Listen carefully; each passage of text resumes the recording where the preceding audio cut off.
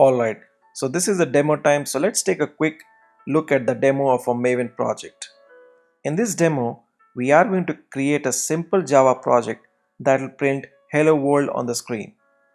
So go ahead and open a command window if you're using Windows, or a terminal window if you're using Mac or a Linux machine.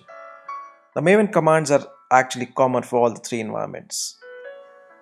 Now, after you've done that, we are going to create a pom.xml file, the folder structure as shown in the figure, and a Java class file.